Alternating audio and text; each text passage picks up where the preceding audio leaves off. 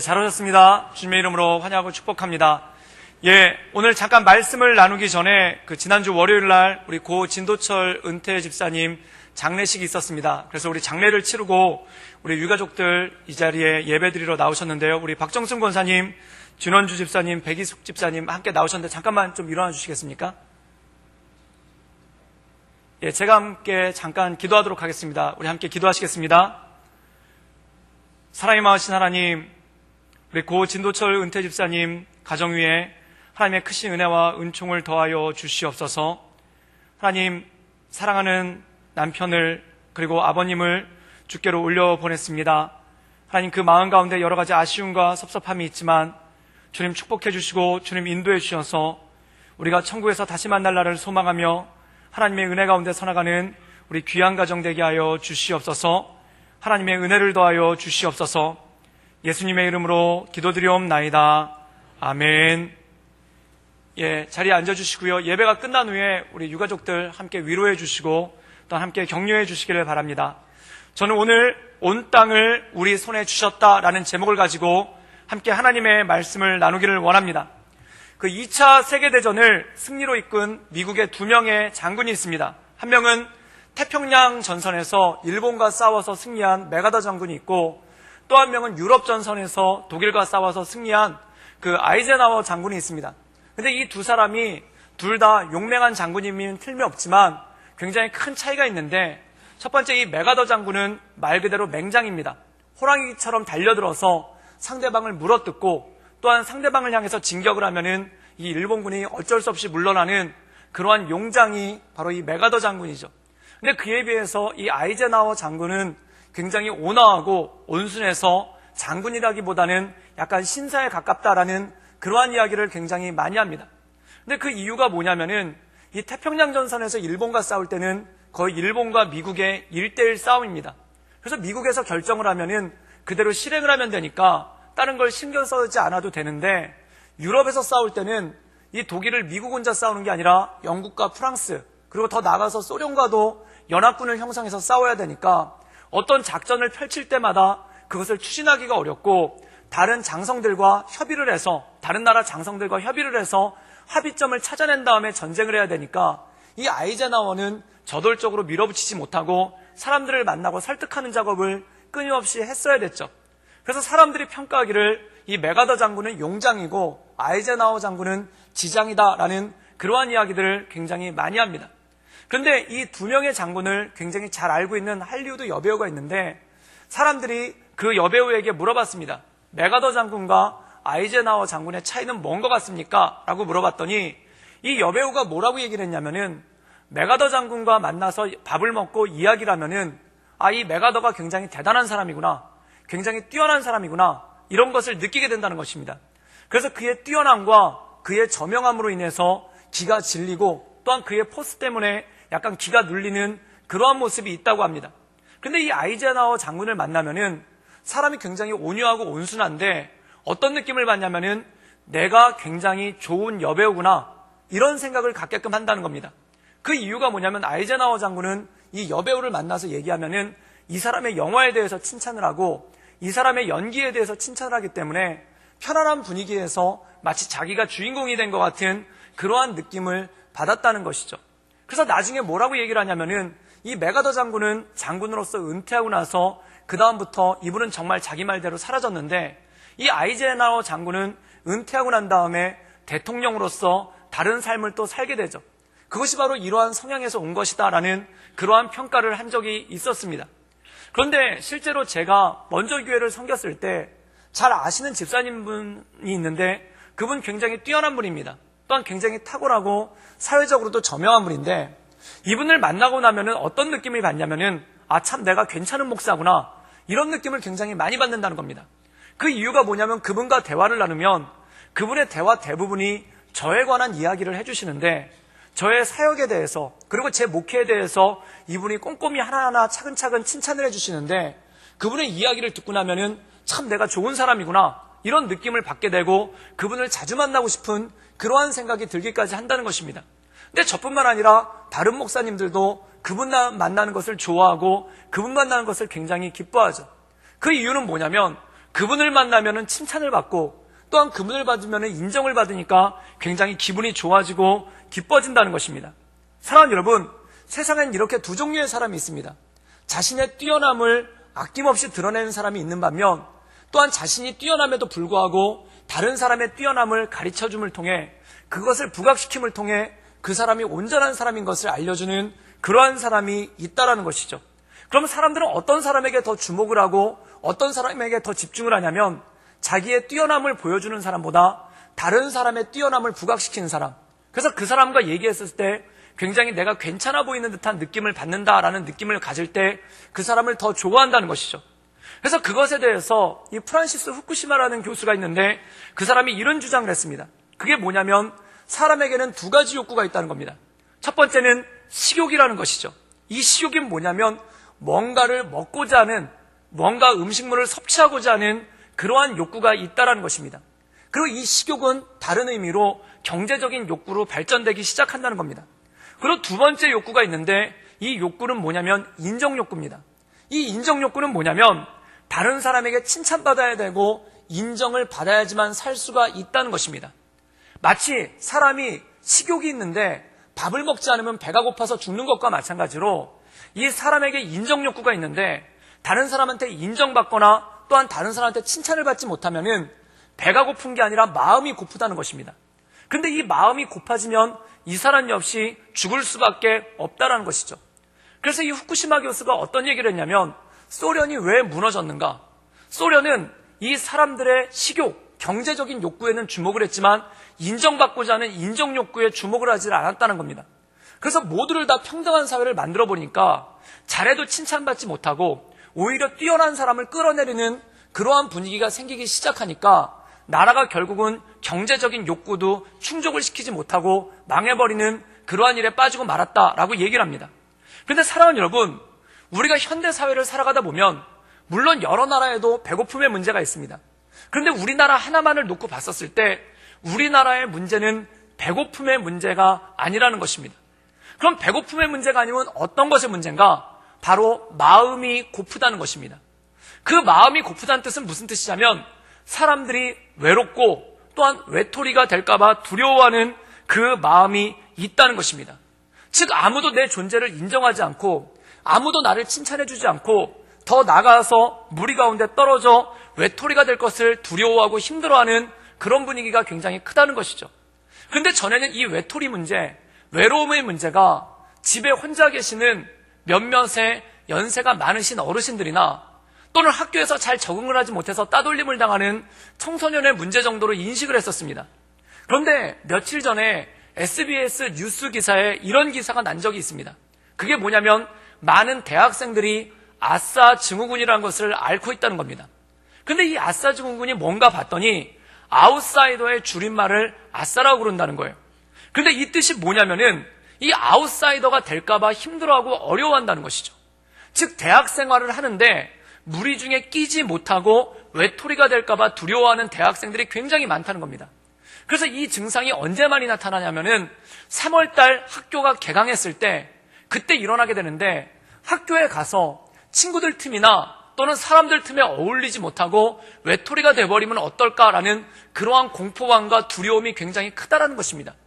그래서 굉장히 많은 대학생들 가운데 두통과 배탈과 불면증과 소화불량을 호소하는 대학생들이 많은데 그 이유를 가만히 알고 보면은 그게 꾀병이 아니라 학교에서 개강을 했었을 때 이 대학교라는 곳은 그냥 열려있는 사회 아닙니까? 고등학교처럼 교실로 묶여있는 게 아니라 그냥 열려있는 곳이다 보니까 거기서 자기의 존재감을 잃어버리는 일이 너무나 많다는 겁니다. 그래서 통계를 내보니까 한 60% 정도의 대학생들이 개강이 되면은 가슴이 답답하다. 그리고 학교에 가서 외톨이가 될까봐 두렵다라는 그러한 이야기를 굉장히 많이 했다는 겁니다. 그래서 외톨이가 되지 않기 위해서 술자리를 빠짐없이 참석하기도 하고 술을 먹지 못하는데도 술자리에 일부러 찾아가는 그러한 경우가 있고 또한 그 술자리 분위기가 건전하지 못하고 폭력적으로 흐르거나 또는 희롱하는 분위기로 흐름에도 불구하고 외톨이가 될까봐 두려워서 어쩔 수 없이 그 술자리 모임에 간다라고 응답하는 대학생들이 굉장히 많았다는 거예요.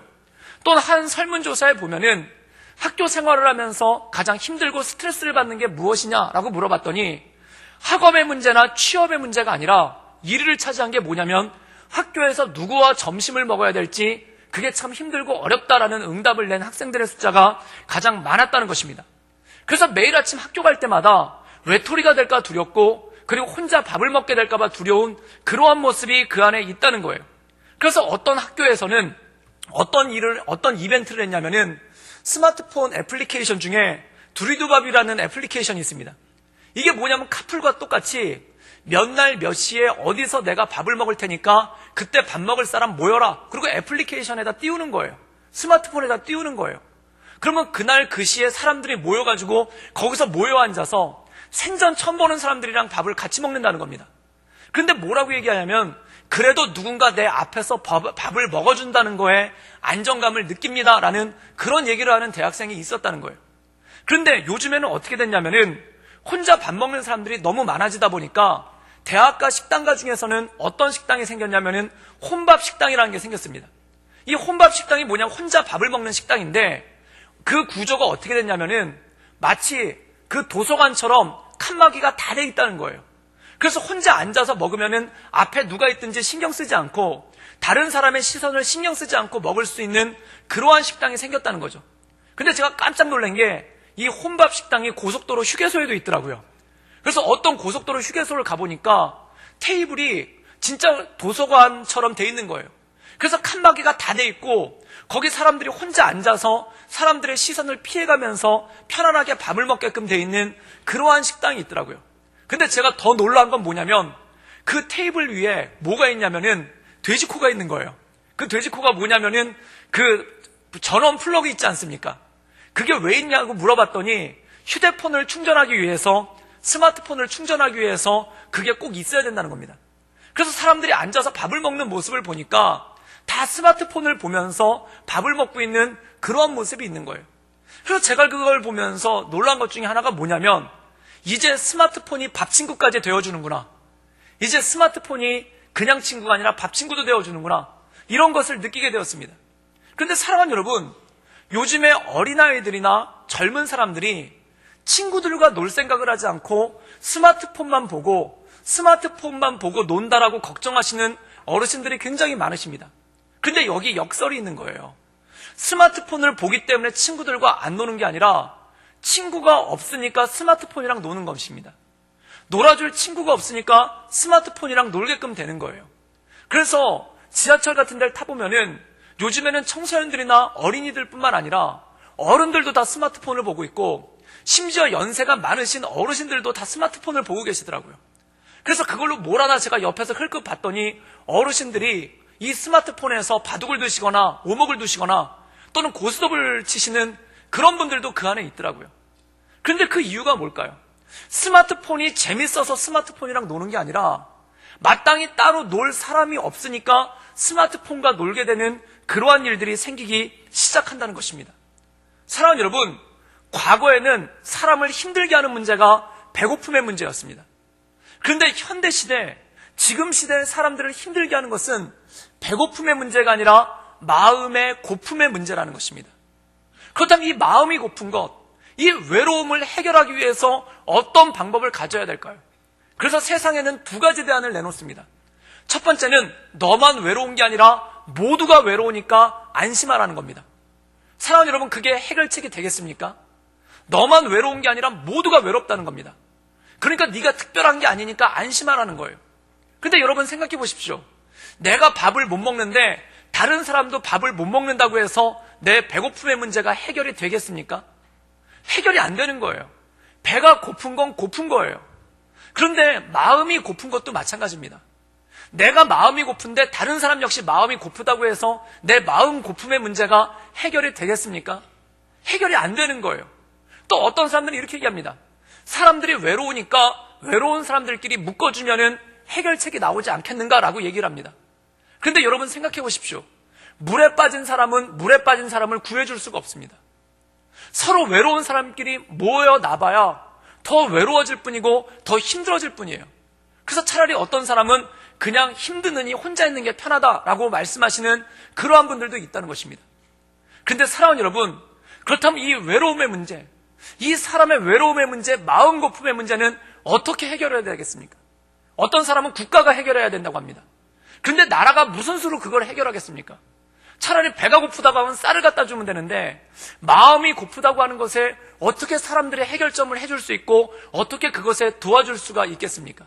사랑하는 여러분, 아무리 과학이 발달해도 아무리 사회가 조직화되고 정치가 발전해도 해결되지 않는 문제가 있습니다. 그것은 바로 외로움의 문제고 마음의 고품의 문제라는 것이죠. 저는 이 외로움의 문제를 이겨낼 수 있는 것은 오직 하나님밖에 없는 줄 믿습니다. 오늘 말씀 가운데 보면은 한 외로운 여인이 등장합니다. 마음이 고픈 여인이 등장합니다. 그런데 이 여인을 통해서 하나님께서 어떻게 역사하시고 그리고 이 여인이 어떻게 회복되어져 가는가, 이 말씀을 통해 하나님의 은혜를 나누시는 우리 모든 성도님들 되기를 주님의 이름으로 축원합니다. 우리 함께 여호수아 2장 1절 말씀을 우리 자막을 통해서 함께 나누기를 원합니다. 우리 함께 읽겠습니다. 눈의 아들 여호수아가 시딤에서 두 사람을 정탐꾼으로 보내며 이르되 가서 그 땅과 여리고를 엿보라 하매 그들이 가서 라합이라는 기생의 집에 들어가 거기서 유숙하더니, 오늘 말씀 가운데 보면은 여호수아가 여리고 성으로 2명의 정탐꾼을 보냅니다. 근데 그들이 어디 머물렀냐면은 라합이라고 하는 기생의 집에 머물렀다는 겁니다. 사랑하는 여러분, 그렇다면 왜 이들은 라합이라고 하는 기생의 집에 머물렀겠습니까? 지금은 많이 없어졌지만 예전에는 부산역이나 서울역 근처에 가면은 밤늦게 도착하는 사람들을 위해서 싼 여인숙이나 여관 같은 것이 굉장히 많이 있었습니다.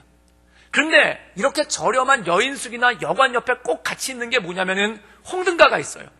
사창가가 꼭 같이 있는 경우가 굉장히 많다라는 것입니다. 그래서 사람들이 많이 오가는 역 주변에 그런 사창가 같은 것이 있어가지고 오가는 사람을 부르는 그러한 일들이 굉장히 많았다는 것이죠. 그런데 오늘 말씀 가운데 보면은 두 정탐꾼이 기생 라합의 집에 유숙했다는 겁니다. 이건 뭐냐면 기생 라합의 집이 마치 이런 홍등가처럼 사람들이 많이 오가고 있는 그러한 지점에 모여있는 그러한 홍등가 촌락에 기생 라합의 집이 거기에 있었다는 것입니다. 그래서 정탐꾼들이 거기에 숨어가지고 여리고성을 정탐하려고 그래요. 근데 성경에 보면 이런 내용이 있습니다. 이 라합은 어떤 여성인가? 기생이라는 겁니다. 단지 여관업을 하거나 어떤 여인숙을 운영하는 여자가 아니라 기생이라고 찍어서 얘기하고 있습니다. 이건 무슨 뜻입니까? 이 여자가 직업적 윤락 여성이라는 겁니다. 즉 사람들이 많이 오가는 역정 같은 곳에 여인숙을 펼쳐놓고 거기서 직업적으로 윤락을 하는 그러한 여성이 바로 라합이라는 것이죠. 그런데 더 중요한 건 뭐냐면 이 라합에게 가족이 있다는 겁니다. 그럼 이건 무슨 뜻일까요?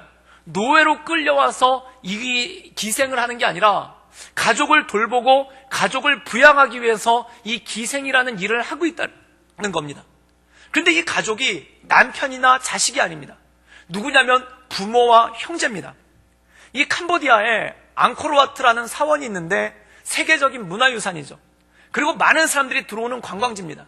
거기 시엠립이라는 도시가 같이 있고 그 시엠립 외곽에 보면은 빈민가가 있습니다. 그 빈민가 사람들은 땅이 하나도 없는 사람들이고 전쟁 난민들이 굉장히 많아요. 근데 이 사람들이 어떻게 살고 있냐면은 그 마을에 이런 얘기가 있습니다. 딸을 낳으면은 딸을 낳아야지만 먹고 살 수 있다라는 그러한 이야기가 그 마을에 있어요. 이게 우리나라 말에 맏딸은 살림미천이다 이런 식 차원의 뜻이 아닙니다. 딸을 낳아야 먹고 살 수 있다는 말이 뭐냐면은 이 아이가 딸을 낳고 8살 정도 되면은 이 앙코르와트 주변에 관광객들이 많이 몰리니까 거기가 관광지예요. 근데 관광지니까 유락가도 있고 활락가도 굉장히 많은데 그 활락가 중에 어떤 게 있냐면은 소와 성애자들이 모이는 그런 술집이 있어요. 그래서 전 세계의 소와 성애자들이 합법적으로 거기서 술을 마시고 소와 성애를 할 수 있는 그러한 술집이 그 캄보디아 시엠립 근처에 있습니다. 그럼 이 빈민가 사람들이 어떻게 하냐면은 자기 딸이 8살 정도 되면 거기를 보내는 거예요. 그러면 거기서 이 아이가 돈을 벌어서 어느 정도는 그 술집에서 그걸 갖고 그리고 그 일부는 부모한테 그 돈을 보내는 거예요. 그럼 부모들이 그런 소와 성애자들이 모이는 술집에 딸을 보내가지고 그걸로 먹고 산다는 겁니다. 사랑하는 여러분, 이게 얼마나 비참한 일입니까? 이게 얼마나 어려운 일입니까? 그래서 이런 일이 있었다고 그래요. 거기 미국인 선교사님 한 명이 거기서 사역을 하고 있는데 어떤 일이 있었냐면 어떤 아이가 그곳에서 견디지 못해서 도망을 쳐가지고 집으로 갔더니 아버지가 그 여자아이의 멱살을 붙잡고 다시 술집으로 끌고 갔다는 거예요. 끌고 가면서 뭐라고 그랬냐면 네가 여기서 일해야 우리가 먹고 산다. 네가 여기서 일해야 우리 가족이 먹고 산다. 그러고 끌고 갔다는 거예요. 사랑하는 여러분, 이 여자아이의 인생으로 봤었을 때 얼마나 비참하고 힘든 일입니까? 그래서 그 선교사님이 하는 사역 중에 하나가 그곳에서 도저히 견디지 못해서 도망치는 애들을 갖다가 데려다가 기숙사를 열고 고아원을 열어서 그 아이들을 키우고 있는 선교사님이 있어요. 근데 그 선교사님이 하는 얘기가 부모들이 몽둥이를 들고 나타나가지고 그 고아원 문을 갖다 두들기면서 애를 내놓으라고 그런다는 거예요. 그 애가 있어야 우리 집안이 먹고 사니까 그 애를 내놓으라고 그런다는 거예요. 사랑하는 여러분, 얼마나 고통스럽고 힘든 일입니까? 그럼 그 애를 통해서 그 가족이 먹고 살면은 그 가족이 고마워는 하느냐? 그것도 아니에요. 오히려 경멸하고 무시하고 집안에 수치라고 그래요. 그리고 그 아이 때문에 먹고 살고 그 아이 때문에 공부하는 남동생들이나 오빠들이 자기 여동생이나 자기 누나를 슬퍼하거나 위로하는 거 아니에요. 오히려 더 욕하고 더 무시한다는 겁니다. 그럼 거기서 일하고 있는 그런 조건에 있는 이 여성들의 삶이 얼마나 비참하고 얼마나 어렵겠습니까? 그런데 라합이 그렇다는 거예요. 라합의 삶이 이 사람들이 오가는 그러한 역전 같은 곳에서 거기서 기생 일을 하면서 가족들을 부양하며 그런 식으로 살고 있는 이러한 삶, 평생의 굴레가 그한테 쓰여져 있는 이러한 삶을 그가 살고 있었다는 것입니다. 그런데 이 라합이라는 여인에 대해서 성경은 뭐라고 기록하고 있는가? 우리 히브리서 11장 31절 말씀을 자막을 통해서 함께 나누기를 원합니다. 우리 히브리서 11장 31절 말씀을 읽겠습니다. 다 같이 읽겠습니다. 믿음으로 기생 라합은 정탐꾼을 평안히 영접하였으므로 순종하지 아니한 자와 함께 멸망하지 아니하였도다. 오늘 말씀 가운데 보면 믿음으로 기생 라합이 믿음의 사람이었다는 거예요. 여기서 이 사람이 믿음으로 정탐꾼들을 영접했다라고 말씀하고 있습니다. 그럼 사랑하는 여러분, 라합의 믿음은 어디서 왔을까요? 이 라합이 정탐꾼들에게 이런 얘기를 합니다. 이 말씀에 보면은 이 정탐꾼들이 똘똘하지 못해가지고 들어가자마자 걸려요. 그래서 라합의 집으로 도망을 갔다가 이 사람들을 잡으려고 쫓아오니까 라합이 이 사람들을 지붕 위에 널어놓은 볕단 속에 숨겨놓습니다. 그리고 쫓아온 사람들을 따돌리고 난 다음에 이 정탐꾼들을 갖다가 도망 보내면서 뭐라고 얘기를 하냐면은 나는 당신들에 대한 소식을 들었습니다. 이 얘기가 뭘까요? 당신들을 인도해내신 하나님, 이스라엘 민족을 인도해내신 하나님에 대한 소식을 내가 들었다는 것입니다. 그러면서 이 여자가 뭐라고 얘기하냐면 당신들은 이집트의 노예에 불과했던 사람들인데 당신들을 하나님께서 구원하셨다는 소식을 내가 들었습니다. 그리고 하나님께서 홍해바다를 갈라서 당신들을 이집트로부터 탈출시켰다는 얘기를 내가 들었습니다. 그리고 당신들이 이 40년 광야에서 먹고 살았다는 얘기를 내가 들었습니다. 그리고 당신들을 적대적으로 대하고 있는 요단강 건너편에 있는 아모리 사람의 두 왕 시온과 옥을 멸망시켰다는 얘기를 들었습니다. 그리고 그 얘기를 듣고 내가 알았습니다. 당신들의 하나님 여호와는 하늘과 땅의 하나님이십니다. 이 여자 마음 가운데 믿음이 생긴 거예요. 그런데 무엇으로 믿음이 생겼는가? 바로 들음에서 왔다는 겁니다. 무엇을 들었는가? 하나님에 대한 소식을, 하나님께서 이스라엘 백성들에 대해서 일하셨다는 그 소식을 들었을 때 이 여자 마음 가운데 믿음이 온 거예요. 그리고 이 믿음과 더불어 뭐가 왔냐면 소망이 온 거죠. 그 소망은 뭘까요? 이집트 노예에 불과했던 이스라엘 백성들을 하나님께서 구원하고 인도하신다면 이 여리고 성의 기생에 불과한 나도 하나님께서 구원하고 인도하시지 않겠는가? 이 믿음이 이 여자 마음 가운데 있었다는 겁니다. 그래서 그 정탐꾼들을 도망시키면서 그 정탐꾼들을 탈출하게끔 도와주면서 뭐라고 하냐면 당신들의 하나님이 나의 하나님인 걸 믿습니다. 당신들의 하나님이 하늘과 땅의 하나님인 걸 믿습니다. 그 하나님에 대한 믿음을 가지고 이 정탐꾼 둘을 도망을 시켜준 거예요. 사랑하는 여러분, 그런데 놀라운 것이 있습니다. 이 라합의 믿음이 이스라엘의 소망이 돼요. 소망이 소망을 낳는 놀라운 역사가 있다는 겁니다. 우리 여호수아 2장 23절에서 24절까지의 말씀을 읽겠습니다. 우리 다 같이 읽겠습니다. 그 두 사람이 돌이켜 산에서 내려와 강을 건너 눈의 아들 여호수아에게 나아가서 그들이 겪은 모든 일을 고하고 또 여호수아에게 이르되 진실로 여호와께서 그 온 땅을 우리 손에 주셨으므로 그 땅의 모든 주민이 우리 앞에서 간담이 녹더이다 하더라. 오늘 말씀해 보면 정탐꾼이 보고를 합니다. 근데 우리가 여호수아 2장을 읽어보면은 이 정탐꾼들이 똘똘하지 못해가지고 들어가자마자 걸려요. 그래서 도망치다가 간신히 도망쳐서 도망 나옵니다. 그런데 그들이 뭘 가지고 얘기를 하냐면 라합에게 들은 얘기를 하는 거예요. 라합과 만났던 얘기를 하는 거예요. 지금 하나님께서 이 땅을 우리에게 주시기로 하셨습니다. 그 땅의 백성들이 간담이 녹았다고 합니다. 그리고 우리가 라합이란 여자를 만났는데 그 여자가 이스라엘의 하나님을 소망합니다. 이 얘기를 하기 시작한 거예요. 그때 어떤 일이 벌어지는가? 이스라엘 백성들이 힘을 내기 시작합니다. 그래서 여호수아 3장에 보면은 그들이 당장 요단강을 건너가요. 사랑하는 여러분, 여호수아 1장에 하나님께서 그들에게 강하고 담대하라고 말씀하셨습니다. 그런데 강하고 담대하라고 말씀하셨는데 정탐을 보내요. 이게 무슨 뜻입니까? 아직 미심쩍다는 거예요. 그런데 그 정탐을 간 사람들이 그 성을 갖다 자세히 보고 온 게 아니라 라합을 만나서 라합의 믿음의 고백을 들었어요. 라합의 소망에 대한 이야기를 들었어요. 그 라합의 소망에 대한 이야기를 들었을 때 이 이스라엘이 격려가 되고 이 정탐꾼들이 힘을 얻고 이 정탐꾼들이 믿음을 갖게 되었는데 그게 뭐냐면 진짜 여리고성을 하나님께서 우리에게 주셨구나. 이 믿음을 가지고 와서 그 소망을 여호수아에게 얘기하고 백성들한테 얘기했을 때 백성들이 믿음 가운데 소망 가운데 요단강을 건너는 사건이 나온다는 것입니다. 사랑하는 여러분, 믿음은 소망을 낳습니다. 그리고 소망이 소망을 낳은 줄 믿습니다. 이 라합이란 여자가 이스라엘 백성들의 소식을 들었을 때 그 여자 마음 가운데서 믿음이 생긴 거예요. 그리고 그 믿음이 그 여자에게 구원의 소망을 준 거예요. 그리고 이 여자의 구원의 소망이 이스라엘 백성들한테 전해졌을 때 이스라엘 백성들이 소망을 품고 힘을 내고 용기를 얻어서 요단강을 건너게 되는 역사가 이 말씀 가운데 나온다는 것이죠. 사랑하는 여러분, 소망이 소망을 낳는 줄 믿습니다. 이 세상을 이겨나가는 능력은 무엇인가? 하나님께서 우리에게 주신 믿음으로 말미암은 소망인 줄 믿습니다. 외로운 사람 둘이 만나봐야 아무런 해답이 생기질 않아요. 외로운 사람들끼리 모여봐야 아무런 해답이 나오지 않아요. 그런데 그 외로운 사람들이 모여있는 자리에 소망이 있는 사람이 나갈 때 그 소망이 소망을 낳아 하나님의 역사가 일어나는 줄 믿습니다. 그것이 바로 하나님의 역사라는 거예요.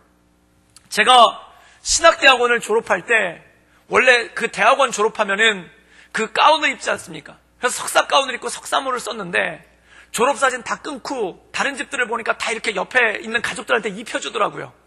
그래서 저도 저희 아내한테 그동안 뒷바라지를 해준 저희 아내한테 입혀줬어요. 그리고 이렇게 석사모를 씌워주고 사진을 찍었더니 저희 아내가 아버님, 어머님도 입혀드리라는 거예요. 그래서 그걸 벗어가지고 저희 아버지 입혀드리고 석사모 씌워드리고 그리고 사진 한번 찍고 그리고 저희 어머니한테도 그걸 입혀드리고 그리고 석사모 찍고 사진 한번 찍은 거예요. 그때 그걸 다 하고 있는데 어머니가 나중에 이렇게 가운을 벗어주시면서 뭐라고 말씀하시냐면은 고맙다 이렇게 딱 한마디를 말씀하시는 거예요. 그래서 저는 그때 그 순간에 가운을 입혀드려서 고맙다고 하시는구나 그건 줄 알았어요. 그런데 집에 와가지고 곰곰이 생각을 해봤어요. 어머니가 뭐가 고마울까? 어머니가 뭐가 감사할까? 그거를 곰곰이 생각을 해보다가 제 고등학교 시절이 떠올랐습니다. 제가 고등학교 때 여러분들 믿으실지 모르겠지만 공부를 엄청나게 못했어요. 그런데 여러분이 무엇을 상상하시던 그 이하로 못했습니다. 정말 못했어요. 어느 정도로 못했냐면 고등학교 2학년 때 우리 반이 54명이었는데 그 중에 제가 53등을 했어요. 그럼 54등은 누구였냐면 깡패였어요. 그래서 얘는 시험 보다가 중간에 나가버렸어요. 저는 시험 끝까지 6교시까지 다 봤거든요. 그런데 걔는 2교시만에 나갔는데 걔는 54등이고 저는 끝까지 다 봤는데 저는 53등이에요. 그래서 제가 그 성적표를 보고 이럴 줄 알았으면 나도 3교시 때 나갈 걸 그랬다 그런 생각을 했어요. 그런데 여러분, 제가 자녀를 키워보니까 부모님들이 가장 절망스러운 것 중에 하나가 뭐냐면 아이가 공부를 못하는 거예요. 아이가 학교를 적응을 못하는 거예요. 청소년 아이가 학교를 보냈는데 공부를 못하는 거예요. 사랑하는 여러분, 54명 중에 53등짜리 성적표를 가져온 아들을 보고 부모님들은 어떤 생각을 할까요? 어떤 마음을 품겠습니까? 그런데 그게 어쩌다 한 번이 아니라 매번 그랬다면, 늘 그랬다면, 언제나 일관되게 변함없이 신실되게 그랬다면 그때 어떤 마음을 품었겠습니까? 얼마나 많은 절망이 있었겠어요. 그런데 놀라운 게요, 제가 고등학교 1학년 때부터 그런 성적표를 가지고 다녔는데 저희 부모님이, 아버지 어머니가 한 번도 혼내신 적이 없어요. 그리고 성적표를 보여달라고 말하신 적도 없어요. 그냥 가만히 지켜만 보고 계신 거예요. 그때 제가 그런 생각을 했습니다. 아, 우리 아버지 어머니 되게 쿨하시다, 그렇게 생각을 했어요. 근데 나중에 알고 보니까 거기에 어머니의 기도가 얼마나 많이 들어갔는지를 몰라요. 사랑하는 여러분, 기도하지 않는 사람은 그렇게 인내할 수 없습니다. 제가 자녀를 키워보니까 그거는 인내예요. 인내가 없이는 그렇게 못해요. 그런데 그 아들이 그 뒤에서 헤매는 상상 이하의 성적표를 가지고 다니는 아들이 어떻게 공부해서 대학도 가고, 어떻게 해서 결혼도 하고, 어떻게 해서 대학원 졸업까지 해가지고 가운을 입혀드리니까 어머니 입에서 딱 한마디밖에 안 나오는 거예요. 고맙다. 그런데 이게 저에 대한 고마움이 아니라 하나님에 대한 감사함인 거예요. 하나님 감사합니다. 그 순간에 하나님에 대한 감사함 외에 어떤 것을 말할 수 있겠습니까? 하나님, 우리 아이 지켜주셔서 감사합니다. 하나님, 우리 아이 키워주셔서 감사합니다. 하나님, 우리 아이 지금까지 올 수 있게끔 해주셔서 감사합니다. 그거 외에는 아무것도 안 나오는 거예요. 사랑하는 여러분, 많은 부모님들이 자녀가 빗나간 것 같으면 불러다 혼냅니다. 그런데 그 혼낸 가운데 보면은 절망 가운데 비명을 지를 때가 있어요. 이건 뭘까요? 절망이 절망을 낳아버리는 거예요. 부모님이 자녀의 성적에 절망해버린 거예요. 부모님이 자녀의 모습에 절망해버린 거예요. 그리고 자녀를 불러서 앉혀서 혼내는 게 아니라 그 절망의 절규가 튀어나온다는 겁니다. 그럼 아무 해답이 없는 거예요. 사랑하는 여러분, 그 순간 기도할 수 있기를 주님의 이름으로 축원합니다. 소망이 소망을 낳는 겁니다. 주 앞에 엎드려 나갈 때, 주님, 내 아들을 주 앞에 올려드립니다. 내 자녀를 주 앞에 올려드립니다. 내 힘으로는 감당할 수 없으니, 내 힘으로는 절망스러울 수밖에 없으니 주님께서 붙잡아 주시고, 주님께서 인도해 주시고, 주님께서 역사하여 주시옵소서. 그 기도가 힘이고 그 기도가 능력인 줄 믿습니다. 4세기에 가장 뛰어난 교부인 어거스틴이라는 사람이 있습니다. 이 사람은 사도 바울 이후에 최고의 신학자고 최고의 목회자라고 얘기를 합니다. 그런데 이 사람이 젊은 날 방탕을 했어요. 젊은 날 믿음을 떠났어요. 허랑방탕하게 살았어요. 그때 그 어머니가 절망 가운데 몸부림치면서 기도를 합니다. 그때 암브로시우스라는 목사님이 그 모니카라는 어머니에게 딱 한마디를 합니다. 기도하는 자의 자녀는 절대 망하지 않습니다. 그 말 한마디에 이 어머니 모니카가 소망을 가지고 주 앞에 기도하며 나간 거예요. 주님, 내 아들을 붙잡아 주십시오. 주님, 내 아들을 인도해 주십시오. 그리고 그 어머니의 힘으로 말미암아 이 어거스틴이 회심하고 주 앞에 돌아옵니다. 그리고 어거스틴이 그 고백록에 이렇게 씁니다. 나의 삶은 어머니를 통한 소망이었다. 어머니의 기도가 내 인생의 소망이 되었다. 어머니의 기도가 내 인생을 이끌어갔다. 사랑하는 여러분, 기도하는 자에게 하나님의 소망이 임하는 줄 믿습니다. 그리고 소망이 소망을 낳는 거예요. 그리고 그 소망이 가족을 살리는 것이고 그 소망이 우리를 온전케 하는 하나님의 능력이 되는 줄 믿습니다. 이 라합은 하나님에 대한 소식을 들었을 때, 하나님에 대한 말씀을 들었을 때 이 여자 마음 가운데 믿음이 왔고 그 믿음이 소망을 잉태한 거예요.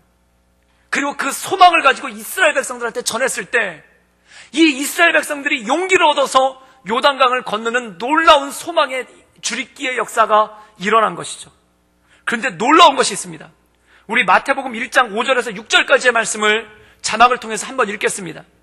마태복음 1장 5절에서 6절까지의 말씀입니다. 우리 다 같이 읽겠습니다. 시작. 살몬은 라합에게서 보아스를 낳고 보아스는 루색에서 오벳을 낳고 오벳은 이셋을 낳고 이셋은 다윗 왕을 낳으니라. 예, 여기까지만 읽겠습니다. 여기 보면요, 살몬이 라합에게서 보아스를 낳대요. 이건 무슨 뜻입니까? 라합이 살몬이란 남자랑 결혼을 했어요. 기생 라합이, 직업적 율락 녀석인 라합이 살몬이란 남자랑 결혼을 했어요. 이 살몬은 누군가?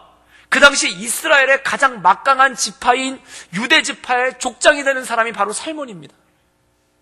이 유대 지파의 막강한 족장인 이 살몬이 라합과 결혼을 했어요. 그래서 어떤 사람들은 추측하기를 이 정탐꾼 2명 중에 1명이 살몬이 아니었는가 이렇게 추측하기도 합니다. 그런데 여러분, 놀라운 것이 있어요. 그 다음에 보면은 살몬이 라합에게서 누굴 낳냐면 보아스를 낳았어요. 보아스는 누굽니까? 룻의 남편이에요. 룻은 누굽니까? 모압 여인 이방인이에요. 젊어서 남편을 잃고 시어머니와 같이 거짓골이 되어서 이스라엘에 돌아와서 이 운막을 짓고 이삭 죽기로 연명하던 여인이 바로 룻이에요. 그런데 자기 아들 보아스가 이 룻과 결혼하겠다는 겁니다. 어떤 시어머니가 그런 며느리 보시겠습니까? 우리 집에 나 남은 조카다 이렇게 얘기하지 않겠습니까?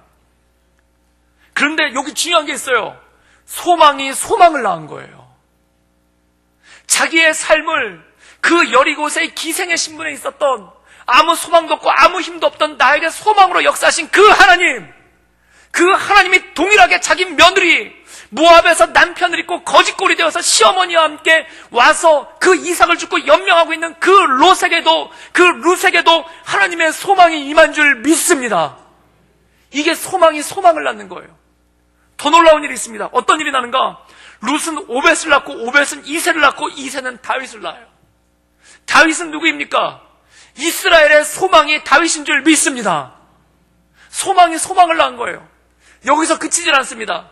마태복음 1장에 보면 이 대가 계속 이어져서, 이 핏줄이 계속 이어져서 이 핏줄을 통해서 누가 나오냐면 예수 그리스도, 인류의 소망, 우리의 소망, 모든 사람의 소망 예수 그리스도가 태어나신 줄 믿습니다.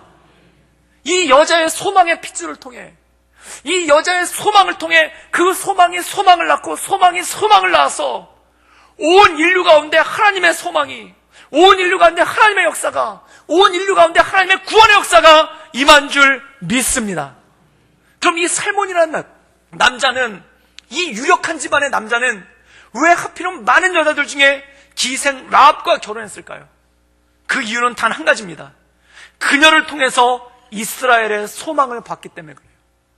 라합의 얼굴을 봤을 때, 라합의 모습을 봤을 때 그 여자가 기생이라는 그 딱지가 보인 게 아니라 그녀를 통해서 이스라엘의 소망을 받고, 그녀를 통해서 이스라엘이 새 힘을 얻는 것을 보았고, 그녀를 통해서 여리고성에서 역사하신 하나님의 은혜를 보았기 때문인 줄 믿습니다. 이 라합이 하나님의 소망으로서 이스라엘에 비춰진 거예요. 사랑하는 여러분, 저는 이 시대에 우리 구덕교회 모든 성도가 이 시대의 소망이 되기를 주님의 이름으로 축원합니다. 여러분의 소망이 여러분의 자녀를 살릴 줄 믿습니다. 여러분의 소망이 여러분의 가정을 살릴 줄 믿습니다. 그리고 여러분의 가정의 소망이 우리 교회를 온전케 할 줄 믿습니다. 그리고 우리 교회의 소망이 나라와 민족을 새롭게 하는 줄 믿습니다. 그래서 소망을 잃어버린 이 시대 가운데, 마음이 고픈 이 시대 가운데, 그리고 외톨이가 될까봐 두려워 떨고 있는 이 시대 가운데 우리가 하나님의 소망을 비추어서 그 하나님의 소망의 빛을 발하여서 이 세상을 변화시키고 이 세상 가운데 하나님의 역사를 드러내는 우리 구덕교회 모든 성도 되기를 주님의 이름으로 축원합니다. 이 기생 라합을 살린 것은 무엇인가? 하나님의 말씀입니다. 그 말씀이 그에게 임했을 때, 그 말씀이 그에게 역사했을 때 그 여자 마음 가운데 믿음이 일어나고 그 믿음이 소망을 낳고 그 소망이 소망을 낳아 이스라엘 민족을 구원한 줄 믿습니다. 저는 그 소망의 역사, 그 하나님의 말씀을 통한 소망의 역사가 여러분 삶 가운데, 우리의 인생 가운데, 우리 구덕교회 모든 식구들 가운데, 그리고 우리 나라와 민족 가운데 있기를 주님의 이름으로 축원합니다. 함께 기도하시겠습니다. 늘 언제나 살세 역사하신 주님, 소망이 소망을 낳는 것을 보게 됩니다. 하나님, 이 소망을 잃어버린 시대 가운데, 이 마음이 고픈 이 시대 가운데 하나님, 내가 하나님의 말씀을 통해 소망을 얻게 하여 주시옵소서. 그리고 그 소망이 소망을 낳아 내 주변 사람들이 나를 통해 소망을 얻게 하시며 우리 교회가 소망을 얻게 하시며 이 소망을 잃어버린 이 시대 가운데 우리 교회를 통해 소망의 빛을 비치며 모든 민족이 일어나는 놀라운 역사가 우리 나라와 민족 가운데 있게 하여 주시옵소서. 주님께 몰고 부탁드리오며 예수님의 이름으로 감사하며 기도드리옵나이다. 아멘.